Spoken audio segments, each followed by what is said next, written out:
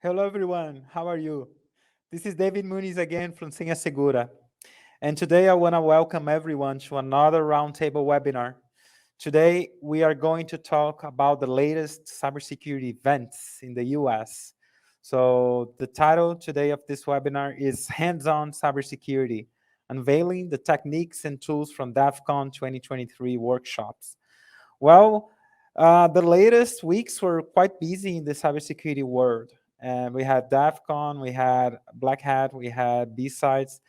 But today I'm going to moderate a thrill discussion with our panel experts who participated in the workshops during DEF CON 2023.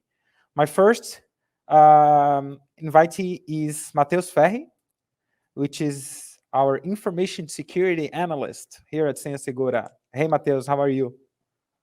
Hello, David. I'm fine, and you? I'm fine Thanks too. for having me. I thank you. It's our pleasure to have you here.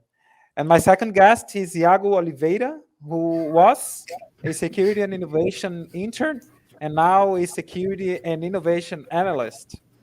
Welcome, Iago. Thank you. How are you? I'm fine. I'm fine. Thank you for asking. Well, first of all, I want to hear from you how was the experience of being part of such an important cybersecurity event like DEF CON? It What is your was, overall experience? for me, it was amazing. It was my first time there, but I could already get a lot from the how the event is done and how they handle it. And the people that talk there, they are very technical indeed. I just heard about it, but never had a chance to experience. But being there, it's amazing. People there are always concerned about infosec and in pro of that, you know.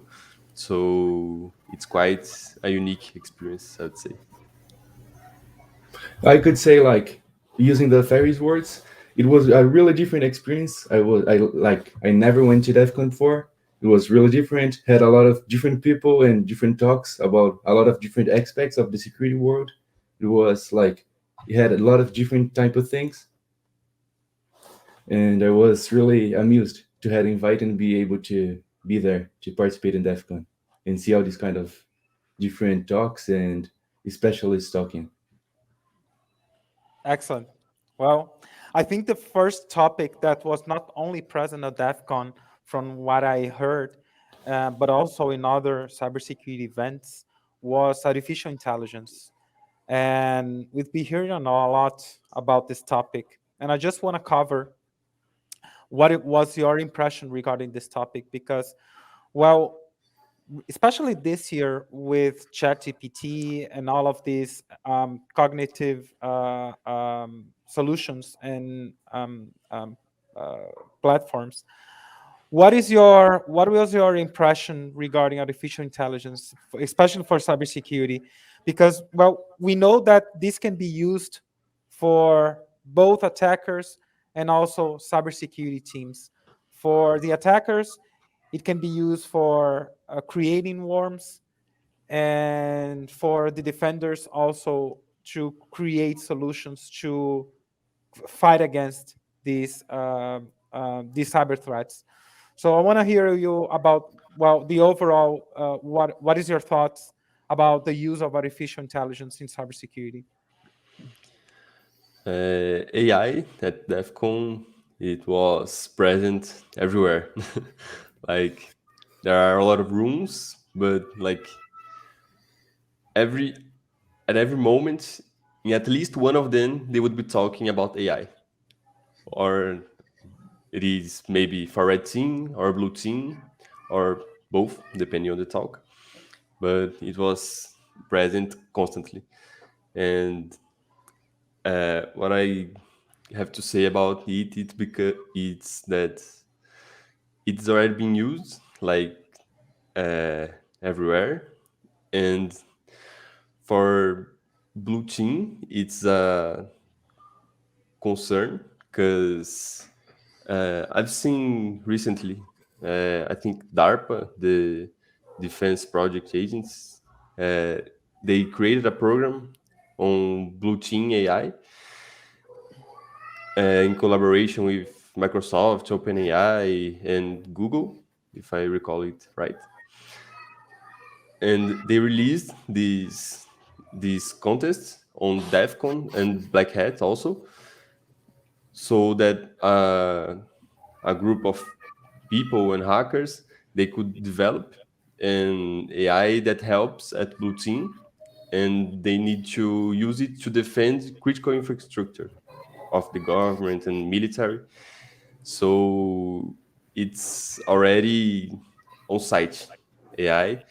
They I didn't found a red team project that is uh, supported by these companies, but they are already being developed, and it was talked a lot at DEFCON. Yeah, they talked to you about the, if I'm not mistaken, the Samsung leak with the ChatGPT, like when the you are like blue team part, like leaking your part of code to ChatGPT. It's something like to be concerned to where you use the artificial intelligence and how you use it. Hmm. Well, they are attackers are using that to create not only phishing emails but also malware using ChatGPT. So I think it's going to be a hot topic for quite some time.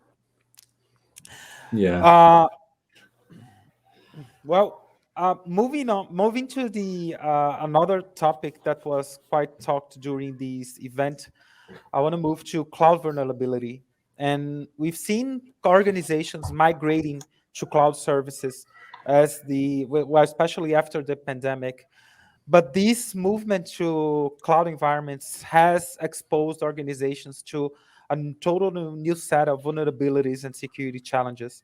For example, Gartner estimate that by the end of this year, cloud spending is projected to reach nearly 600 billion, which is approximately 12% of the total IT spendings. And talking specifically about cloud security, this year, organization will spend pretty much 60.69 billion dollars in cloud security, which is an increase of 27% year over year. And protecting multi-cloud environments is a joint responsibility because organizations think that when they migrate their infrastructure to the cloud, that this is now responsibility only of the CSPs to implement security measures, but it is a joint responsibility. And Gartner estimates that 99% of cloud security failures will be the customer's fault. So, and this is even worse because, well, when organizations migrate their infrastructure to the cloud, they are exposed to the internet. So anyone everywhere can perform cyber attacks and cause disruption for business. And while organizations are migrating to a multi-cloud environment, so there's not just using one CSP. Flexera, in its 2022 State of the Cloud report, says that 89% of respondents said that they use a multi-cloud strategy, and it can be quite complicated to protect those multi-cloud environments. And when we were talking about the workshops and briefings that you were a part, there were some about misconfiguration and IAM in these multi-cloud systems, and also how the it could be possible to exploit GCP app infrastructure. And I'll now leave it to you guys to explain how were these workshops and what insights did you take from them. Perfect. Uh, I took part at a workshop at DEFCON. It was specifically about AWS and about misconfigurations and IAM. So in this workshop, we were presented with some tools to protect and investigate the environment. For example, cloud planning is one of them. This one is about downloading your AWS profile and analyzing the policies you have there. So when you do this, you can it shows you, this tool shows you uh, if you have a possible misconfiguration or which policies may create possible attack surfaces on your system. Uh, for example, if you have an privilege escalation, if you give some user a specific privilege, then it can add an access key for another user that he has with admin access. So therefore, it could leverage it, itself privileges. Another tool that was shown, it was Prowler. Uh, this is still for AWS, but they are developing, I think, for GCP and Azure as well. And this one is to perform audits on the main services of the cloud provider. So, like, you can check for if you have old instances running that are not patched with uh, security.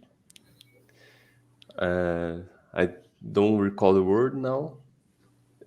Whatever, if they are patched or not against vulnerabilities, and like check if you have misconfiguration. Like, yeah, this your bug here is public. It should not be, but it is, and you should take care of it. If EBS have default encryption activated or not, if the users have multi-factor auth, and so on. So this one is called Prowler, and it does this kind of research on the, the system. For AWS, I think it showed a service that you could monitor logs. It's called Cloud Trail, and it shows like important logs that you would care about. Like if someone attached a new policy to another user, because it could be also a security problem involving it. Which user did what to what service, if they are trying to get more privileges in another service or in the whole infrastructure. And that was a good workshop. It was uh, there was a Brazilian who was there. He was teaching about in this workshop. It was very nice. I could talk to him about a little later in the workshop. It was very nice knowing that Brazilians are not only present at DEFCON, but being an important role at it. It was good.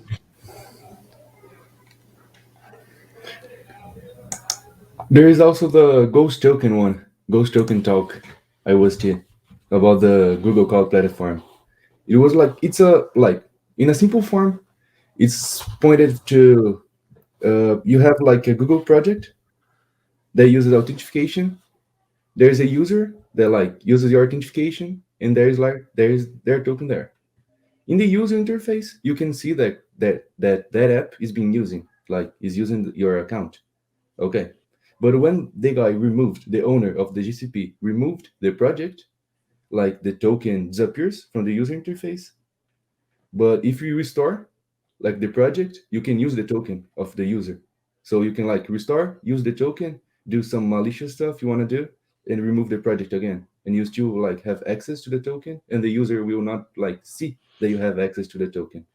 So it's a way to show that like simple vulnerabilities that are like you can do without any tool or kind of thing are like exist and are easy to do.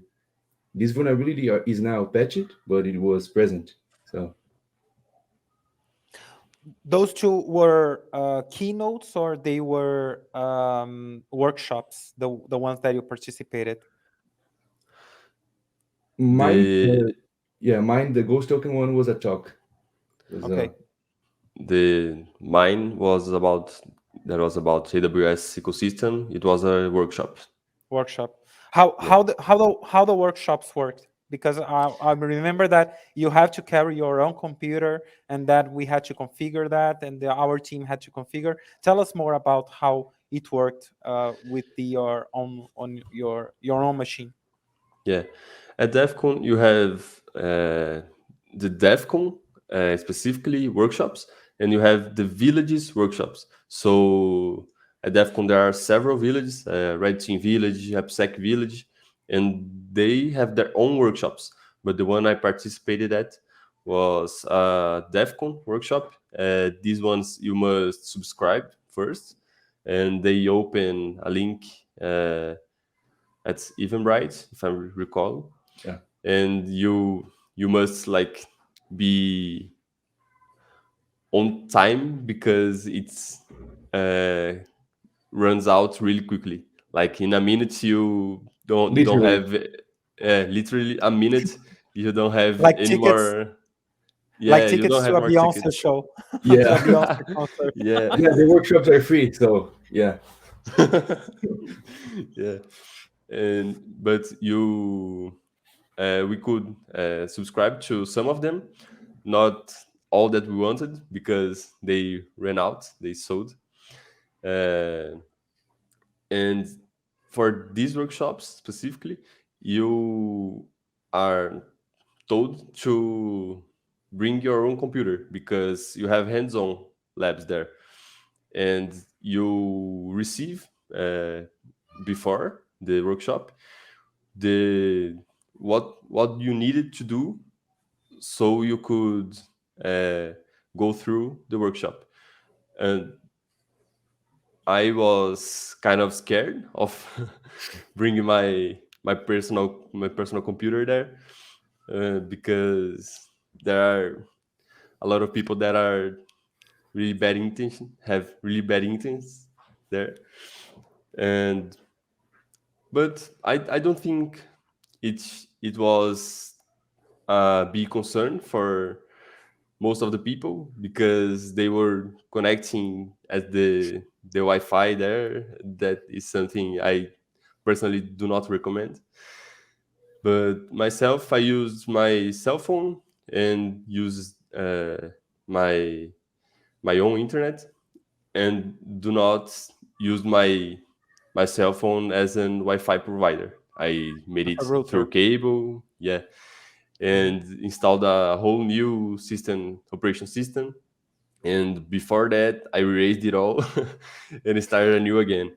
So it's good to to take your computer, but you should be careful with what you do there. Oh, it's a hacker. Um, it's a Conference. hacker event conference, Yeah. right? On the first day I saw like a guy with a toolbox full of antennas. Yeah, he was probably doing something like, yeah. Yeah, it should be interesting to see that. Well, now going to the next topic here, which is wearables and biohacking. And well, we've been seeing a lot. This is no longer stuff of science fiction. So this is really a reality that affects not only individuals but also enterprises. And I want to discuss what you have seen in the workshop. What are the main use cases that you've seen? Is that real? That well, what do you have seen during the conference regarding this?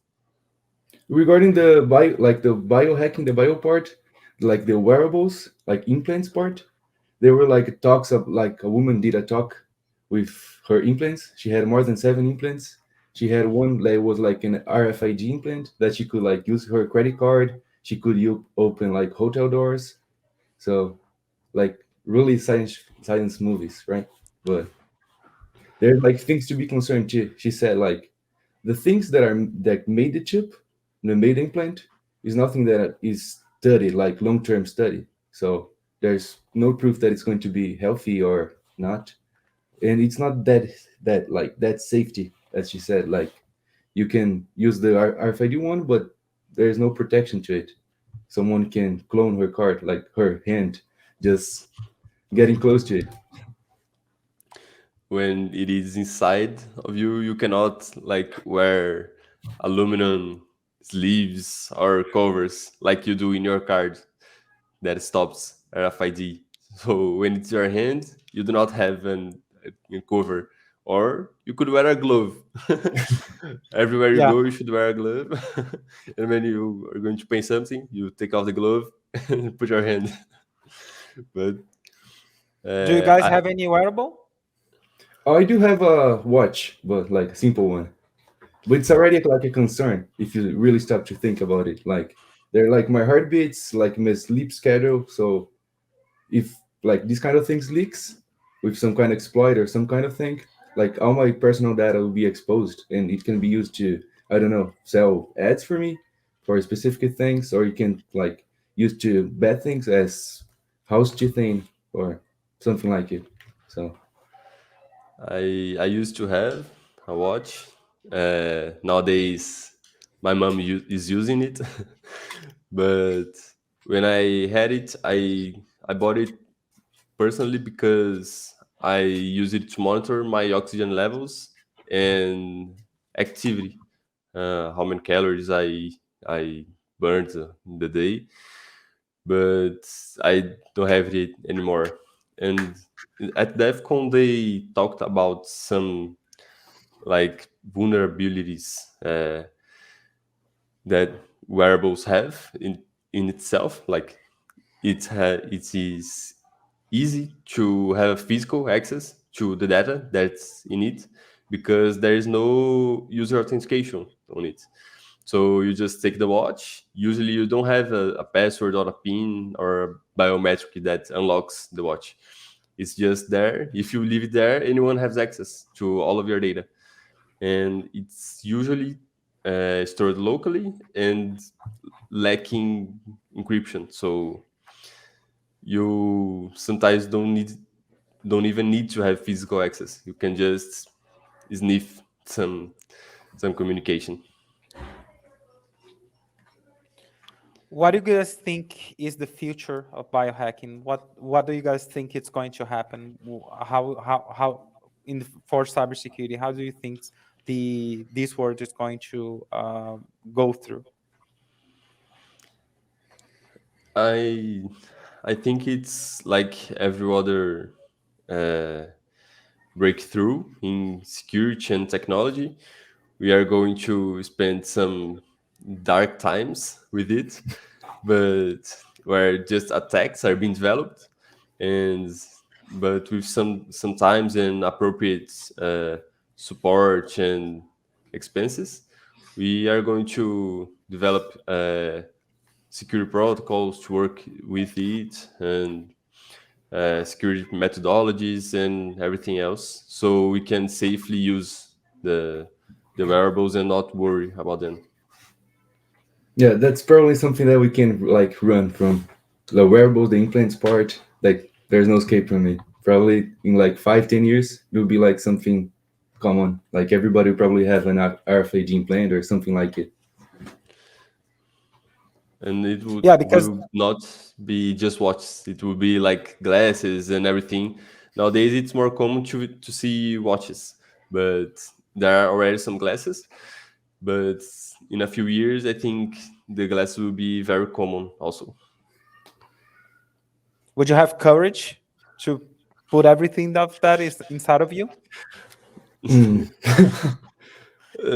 I don't think so. Not for now. But I'm curious Yeah, enough. So I don't don't discard it. You know.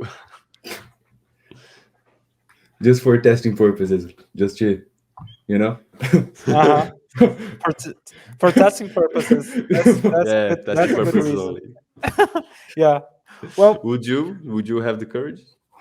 um, I not right now, really.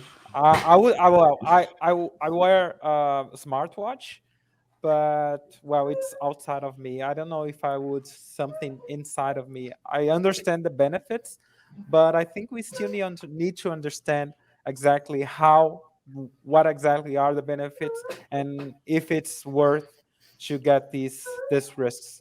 So I think it's really important to understand what are the risks involved.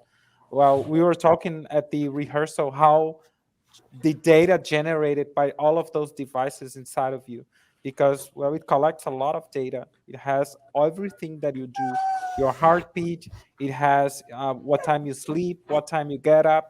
So, and I think we need to ensure how we are going to protect all of this data, and what can be done through all of those devices. It can be, if they can be remotely accessed, what action exactly do they do. And so I think there's a lot of answers that need to be provided. Lots of questions that need to be answered. So I don't think that for the moment, at least I would not like to today, as for today, to have something inside of my body. But that's my Yeah, opinion, of course.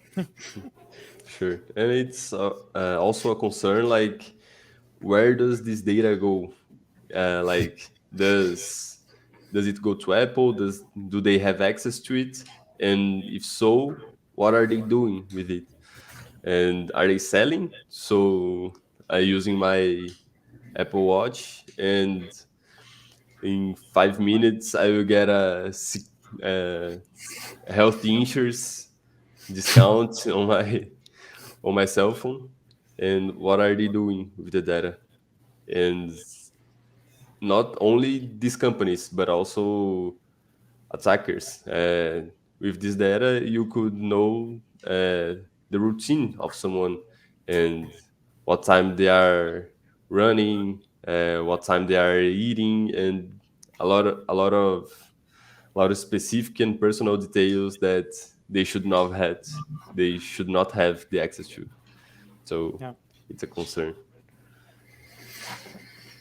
Do you believe in privacy with all of this data? Now, talking generally, not only about wearables, because, well, talking out about data, we know that companies have a lot of information about us. So they're able to use this data for whatever purposes they have. Is this something that concerns you? How companies are using your data, or how you generate all of this data? For me, it's a concern, yes. But since I can do nothing about it right now, uh, I just learned to handle it. And, like, okay, they are showing me this now because I searched for something else yesterday, and I Yeah. learned to see the pattern, you know. And Mhm. when you see it, when you are not just unaware, it is easier to see things happening, and you get like a shield from it. But uh, if they selling my data, it's not I something I have much saying, or something that I could do. I will not just appear there and say hello. You should erase my data. How how they assure me they are doing this? But I do not believe in privacy, but I learned to deal with it. And for the privacy, like the only way you like get completely private, like 100% privacy, is like getting offline for sure. There's no way using Instagram, Facebook, Google, anything will cause you to get personal things, cookies, anything you accept. Like you're just doomed to get like your data just send it around. Yeah. And Well, nowadays, we are online on pretty much every time, right? yeah, With our cell phones and our laptops. yeah, that's what I was going to say. There's no way to go offline, or you will be living in a cave. You have Yeah. like no social interaction or whatever. So it's really hard not being online. Yeah, it's Yeah, true. everything is Well, online nowadays. yeah, and with our mobiles and everything, that's also a source of vulnerabilities. And now I want to move to the next segment, which was hacking on Wi-Fi and mobile networks. And I want to hear you guys more about what you have heard during DEF CON on this kind of attacks involving not only mobile but also Wi-Fi, because well, that's what connects us all. I heard there about specifically mobile attacks, like the 2G problems. I don't know if everyone is aware of it because there are just few phones that handle it, but to the mobile internet, specifically 2G, has some problems that are are related to the time it was released. So it has weak cryptography, and it does not make users authenticate to the provider, to the tower. So anyone basically can impersonate the tower, and if you are using 2G, uh, I could create a device that would make kind of rogue the connection, and could see everything that you are trying to send to the tower or you are receiving. And I've seen this. I've seen people talk about this problem, and there are cell phones that already disable 2G. It's like an option. It's not by default, but there are already cell phones that do this. I think it's Google's Pixel. iPhone, does not they are not doing it yet, but they are being asked to in a nice way. Yeah. Yeah. Well, go ahead. No, I went to like a mobile talk to that we're talking like 2G, 3G, 4G, 5G, and it's interesting to know that like there's exploits for 5G already. There's exploits for like 4G LTE that every phone uses. So Hmm. Well, even though we have advances in privacy and security by these new technologies, right? Because well, when GT was created, there was lots of concerns that they didn't have. And I usually say that as you solve problems, you create new problems. So Yes. when GT was created, they didn't think of well a lot of security concerns. But now, as the technology evolves, you have to think and address these private security concerns, right? Yeah. yeah, it's interesting to know that probably like the attack vectors probably grow like faster than the way to secure from these attacks. So there's always more attacks than secure ways to protect yourself. That's the concerning point, like something that you should be aware. Yes. We're talking about mobile networks, but regarding Wi-Fi, uh, I've seen some attacks on WPA3. It's the newer security protocol for Wi-Fi's, and this is the newer, and it's already being discovered some attacks like time-based attacks, and also downgrade attacks, where you try to use WPA3, but you suffer an interference and you are thrown down to WPA2. Uh, and at least here in Brazil, most internet providers already yet provides the access point with WPA2. So it's kind of a common sense that WPA2 is not that secure because it's vulnerable to offline dictionary attacks. When you could get the handshake and in the communication, you can de-authenticate an user in the Wi-Fi and get the handshake. And even though there is already the WPA3, and WPA3 already have the security discoveries, we are still using WPA2, which is kind of concerning. And I don't don't really see the internet providers changing it in a in a in any time soon. That's problematic. Well, from our talk, my impression is that it can be quite easy to perform cyber attacks through Wi-Fi. You are talking about renaming the network name and using the handshake to perform a cyber attack. So I want to hear more about that. How exactly does this work? Yeah, it is an Wi-Fi attack on WPA2. So if you leave your house, or just an example, if you leave your house and you do not turn the Wi-Fi off, your cell phone is constantly searching for this Wi-Fi network. So if I create with my cell phone a network with the same SSID that you have at home, your cell phone will try to initiate a connection with the Wi-Fi, which would be my phone. So I would receive the handshake, and from the handshake, I could perform a brute force attack offline with some dictionaries and try to discover the password. So it's not the only case. Like you don't need to be out of your home or wherever I can just de-authenticate you from the Wi-Fi, and you would be trying to reconnect all the time because you are in its range. And when you are trying to reconnect, it's the same process.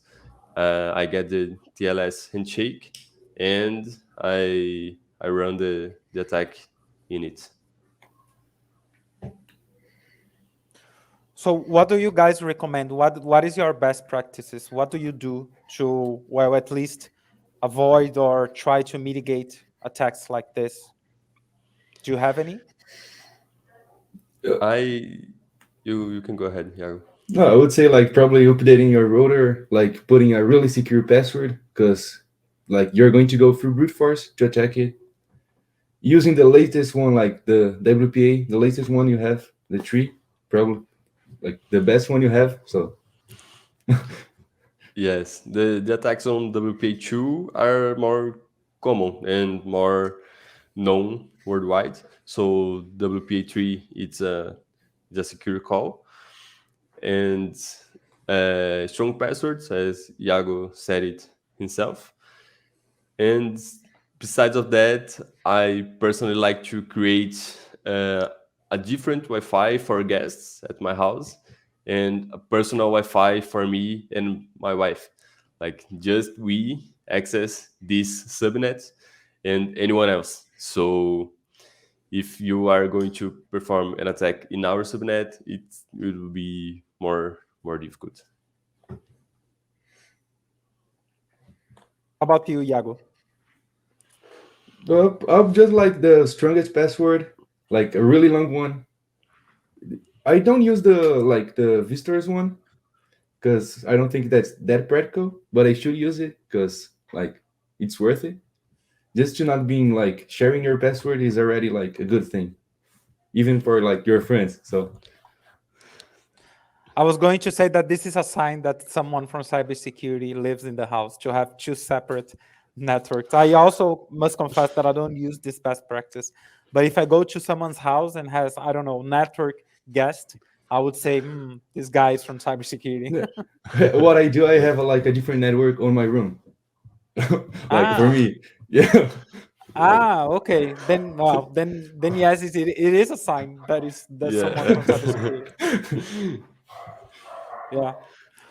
Well, and that well, we heard a lot about cyber threats, but it's important to learn how to respond to these cyber threats. We heard about Wi-Fi, mobile, cloud, so all of these threats that wearables. So organizations and people also needs to learn how to respond to cyber threats. And incident response is not just a reactive measure, but a strategy to defend us against and also manage these cyber threats. And this plays an important role in an organization's cybersecurity posture. And that is was another subject that has been talked during DEF CON, how to properly respond to cyber threats. So, what do you guys? What was your insights regarding incident response? I know that was the analysis 101 for incident response. So we want to hear more about what is your intakes on the in this subject. Yeah, it was another workshop that I participated. Uh, it was focused on learning what you can find out with logs and extensive logs, and it was hands-on also. So the the woman that was presenting it gave us some files that had logs in it, and we would run to these logs and search for uh, information that could be suspicious or could be important to what we were looking for. And she did not say what we were looking for. So just look at these logs, see if you find something that is not common, or what do you think about it. And then we initiated debating, like, I think at this time, this day, someone were trying to brute force this user, and a few hours or a day later, they could get access to this user, and right after it, a new user was created. So not only the attacker had access, but now it has a backdoor, it has a user of itself, of themselves. So it was kind of renewing the workshop for me on how to read logs, because it's like it's something that you do constantly, and you kind of just go through it and forget that maybe there's a little detail in the logs that you will read that and okay, that now I know what's happening and now I know what to do. But it will be just a little line that you usually go through it and doesn't even notice. So I re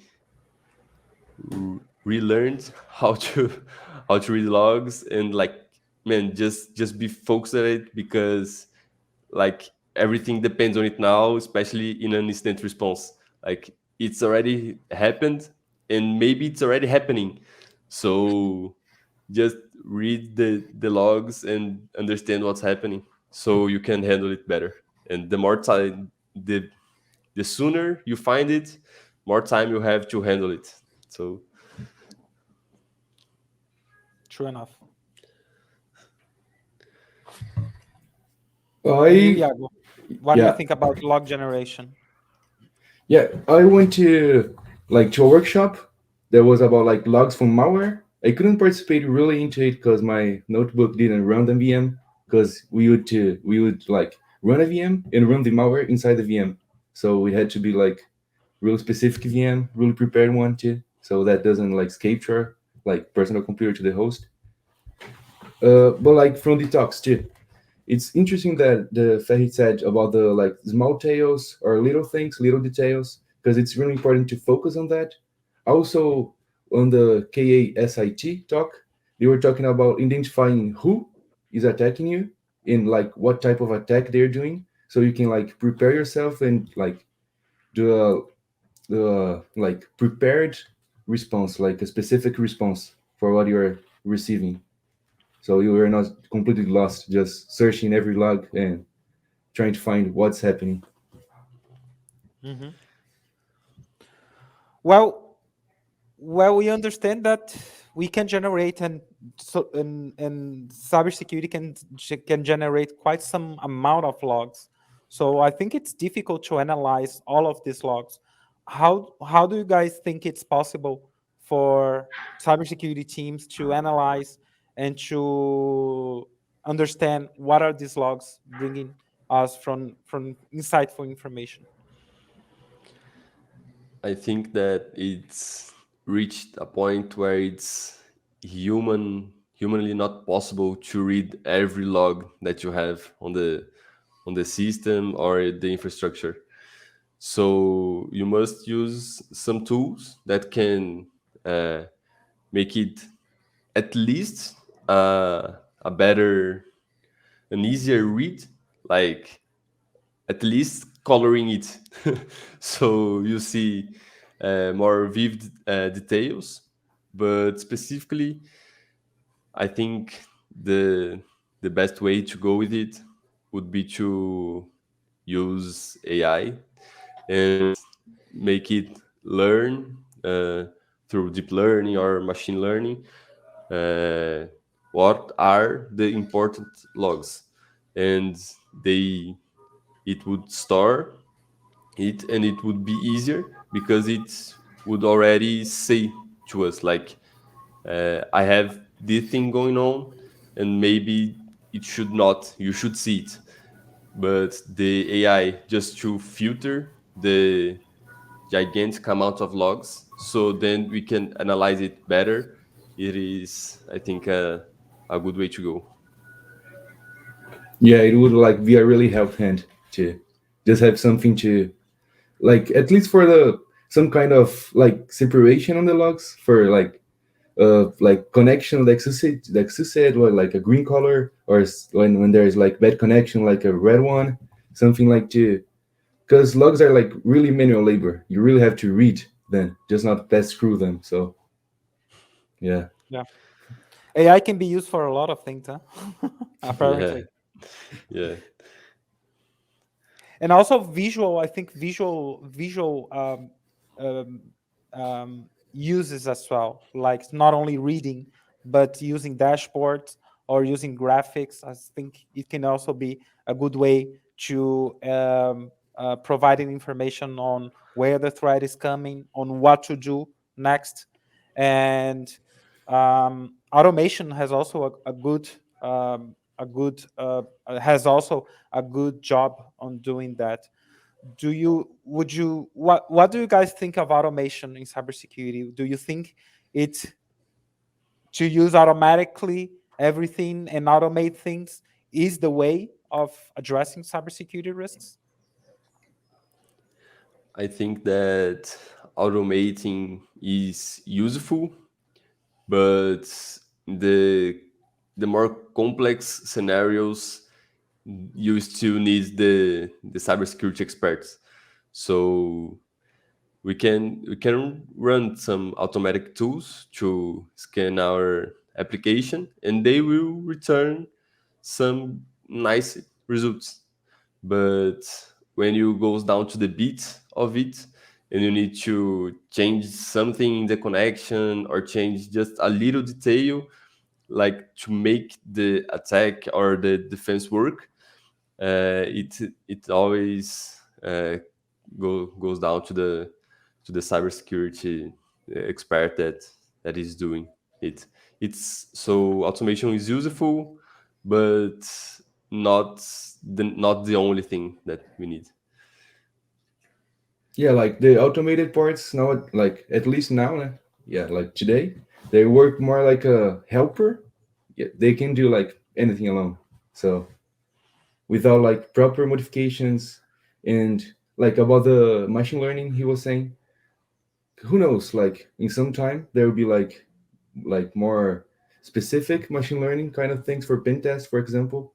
But nowadays there's kind of no way to automate the entire process, at least.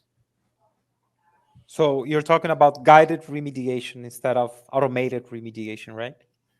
Yeah, it could Just be. for the algorithm say, okay, this is the way to do, but then the decision should be made by the actual thing should be done by the human, right? Even a step back, like if you're talking about nowadays, they're like more of pointers. They're like just saying, oh, there's something here. But like when you see, there's probably like it's not wrong, it's not an error, it's a bad positive, or it does have something, but that's not the thing that the two appointed. It's more like a something to point things out, to give like I don't know, to do a little guiding, like the first step, you could say. Mm-hmm. Yeah, Understood. the the automation process for red team. personally, it's kind of running tools that you could run already, but it saves you sometimes. But it's not just about using the tools. Sometimes you just need to go off the tool and do it yourself, a hands-on, like analyze the connection, the communication, and see what's happening, see the version of like the web server it's running, and through it check some CVEs, and through the CVE checks for exploits, and the exploit sometimes you don't run it exactly as you found it. You have to adapt it. So it's not everything that the automation can do nowadays. So you still need the human processing information and coming up with ideas. So I think that's how it's working nowadays. Mhm. Okay, guys, we are heading to the end of this webinar. I'm really excited having this conversation with you guys, but we have to finish. I just want to wrap it up. What you have thoughts? What are your thoughts, or final thoughts, your final advices for the people who are watching us, watching this webinar? So I want to start with you, Fahi. What is your insights and what do you have as final words for our audience?